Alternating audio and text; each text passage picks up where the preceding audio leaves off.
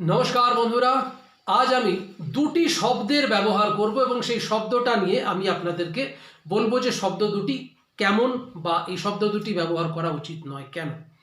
প্রথম শব্দটা আমরা হিন্দিতে খুব অনায়াসে ব্যবহার করি, সেটি হচ্ছে औरत। কিন্তু এই শব্দটি আসলে হিন্দি শব্দ নয়, এই শব্দটি কিন্তু একটি অ্যারাবিয়ান শব্দ, আরবিক শব্দ। এই শব্দটি হচ্ছে औरत।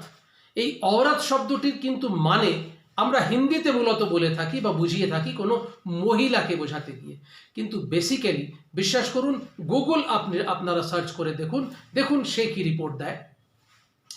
औरत শব্দের অর্থটা কিন্তু আরবিয়ান শব্দে মহিলাদের গুপ্তাঙ্গ বা গোপনাঙ্গ। আপনাদের হয়তো শুনতে অবাক লাগলো, দেখুন আমাকে বিশ্বাস করতে হবে না, আপনারা গুগল সার্চ করুন, তাহলে আপনারা পেয়ে যাবেন। এর ওপরে আমি আর কোনো বিস্তারিত কথা বললাম না, কারণ আমার খারাপ লাগছে কথাগুলো বলতে। তাই চেষ্টা করবেন ভাবি মা, নট ভাবি জান। ভাবি মা বলুন না, দেবী আর সজ্জনও বলুন না দিদি ভাই দিদিমণি। আপনারা আমার ভিডিও দেখবেন, আমি কিন্তু চেষ্টা করি প্রত্যেকটি মহিলাকে ম্যাডামের বদলে দিদি ভাই দিদিমণি এই শব্দে ব্যবহার করি, বা অনেক সময় মাও বলি তাদেরকে। দ্বিতীয় শব্দটি কিন্তু আমরা ইংরেজিতে ব্যবহার করে থাকি, সেটা হচ্ছে ম্যাডাম। বেসিক্যালি ম্যাডাম শব্দটা কিন্তু ইংরেজিতে ব্যবহৃত হলেও এটি একটি ফ্রেঞ্চ শব্দ। ফ্রেঞ্চ অর্থাৎ ফ্রান্সে একটা সময় এই ম্যাডাম শব্দটি ব্যবহার করা হতো ভিন্ন অর্থে। এই ম্যাডাম শব্দটি এসেছে আসলে মাদাম থেকে। মাদাম শব্দের অর্থ কি?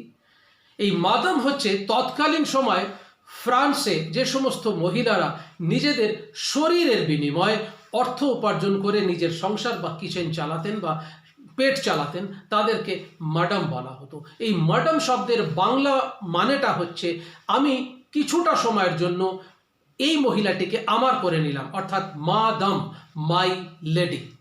ম্যাডাম শব্দের অর্থ হচ্ছে মাই লেডি, মানে এই মুহূর্তে এই মহিলাটি আমার নিজের জন্য।